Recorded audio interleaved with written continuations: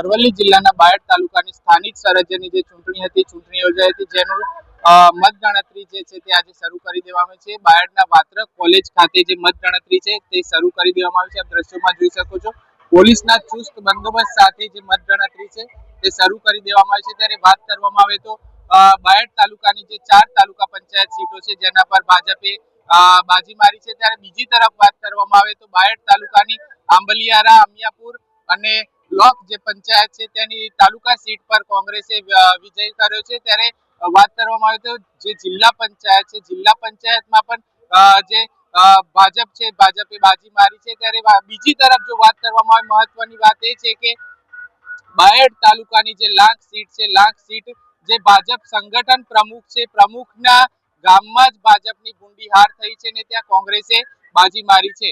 Sunil Parmar, ARV news.